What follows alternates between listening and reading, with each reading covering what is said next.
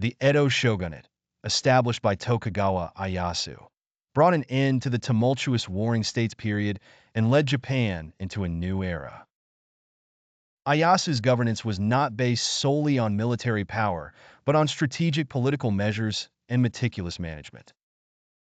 Here, we explore how Ieyasu managed the powerful daimyos, feudal lords, and samurai from the Warring States era, building an unshakable foundation for the shogunate's authority. Ieyasu established a system known as perfect control to ensure his authority reached every corner of Japan.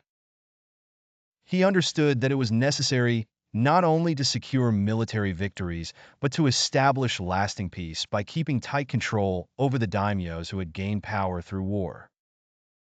To achieve this, he introduced carefully calculated measures to exert complete control over them.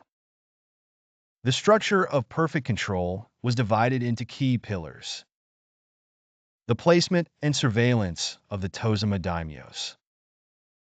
Ieyasu placed trusted retainers close to him while assigning Tozama daimyos, those who had been enemies or who joined the Tokugawa later, to strategic areas across Japan. Tozama were assigned to distant regions such as northern Kyushu and the Tohoku region, far from the Tokugawa heartlands. By separating these daimyos geographically, Ieyasu prevented alliances among them and maintained a strong central power. Institutionalizing the Sankenkotai system. Ieyasu introduced the Sankenkotai, alternate attendance, system to make the shogun's authority visible. Under this system, daimyos had to spend a set period in Edo, present-day Tokyo, while leaving their wives and children in the city. This arrangement forced daimyos to show their loyalty directly to the shogun, while also incurring significant expenses due to long journeys and extended stays. This economic burden reduced their financial power and hindered any potential rebellion against the shogunate. The one castle per province rule and construction duties. To monopolize military power, Ieyasu enacted the one castle per province rule, limiting each domain to a single castle and ordering the demolition of unnecessary fortifications. This weakened the military capabilities of the daimyos, preemptively stifling potential rebellions. Additionally, daimyos were compelled to undertake public works on behalf of the shogunate under the guise of construction duties, draining their resources and limiting their ability to strengthen their own military forces. Control over the samurai, monitoring the Tozama daimyos. An essential element of military governance was the surveillance system for the Tozama daimyos. Ieyasu placed these daimyos in remote locations to monitor them and discourage them from harboring rebellious intentions. Even loyal retainers and samurai were required to reside in Edo, with prominent retainers stationed far from their own lands.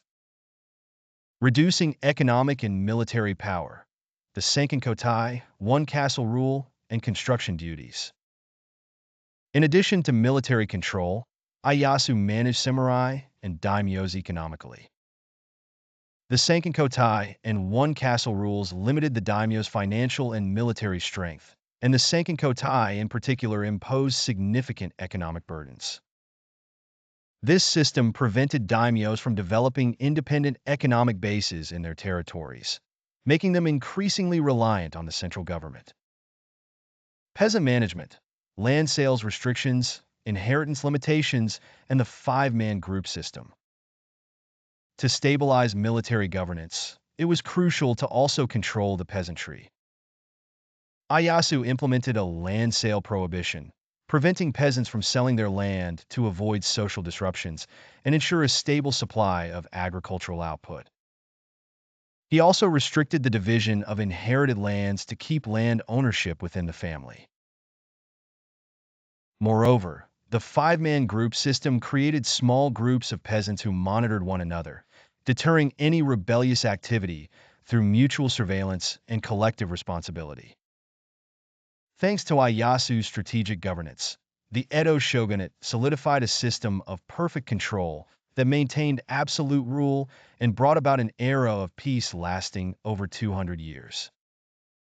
However, over time, limitations emerged in this military-centered governance, leading to a shift towards civil governance. Though the shogunate's strict governance brought a peaceful era, dissatisfaction gradually accumulated. Many samurai who became unemployed ronin, masterless samurai, due to the shogunate's policies faced poverty and became a social issue. The rising social tensions and contradictions led to incidents, such as the Kiin uprising led by Yui Shosetsu. The severity of the laws governing the samurai and the disbandment of houses. The Byukushohado, laws for the military houses, imposed strict regulations on the samurai and daimyos to ensure loyalty. These laws prohibited daimyos from altering their castles or expanding territories without permission, placing their economic and military activities under shogunate control. The Yui Shosetsu Rebellion, dissatisfaction and rebellion among the ronin. In 1651, Yui Shosetsu's rebellion highlighted the severe discontent created by the shogunate's strict control over the samurai. Yui Shosetsu, an unemployed samurai skilled in military strategy, organized a failed rebellion, symbolizing the deep-seated dissatisfaction among ronin forced to live without steady income or purpose. The rebellion forced the shogunate to reevaluate its governance of the ronin and explore new ways to maintain social order. The shogunate tightened control over the ronin and daimyos after the Yui Shosetsu rebellion. However, the rigorous oversight of the samurai class fostered resentment and created societal tension that the shogunate could no longer ignore. After the Yui Shosetsu rebellion, the shogunate recognized the need for a new governance approach and transition from military to civil governance. By integrating Confucian values, the shogunate encouraged samurai loyalty and strengthened social unity. Recognizing the limitations of a purely military rule, the shogunate began to emphasize education and the values of Confucianism, especially the teachings of Zhu. Confucianism stressed respect for superiors and elders, instilling a culture of loyalty within the samurai and stabilizing the shogunate's power. The shogunate aimed to build a Confucian society that upheld order and respect, a value system that influenced not only the samurai, but also the general populace. As a result, the shogunate established peace not by force, but by instilling a shared sense of discipline among the people. Although the civil governance of the Edo shogunate created a stable rule, by the end of the Edo period, the shogunate's power weakened under external and internal pressures, eventually leading to the Meiji Restoration. This event abolished the samurai class and transformed Japan into a modern nation.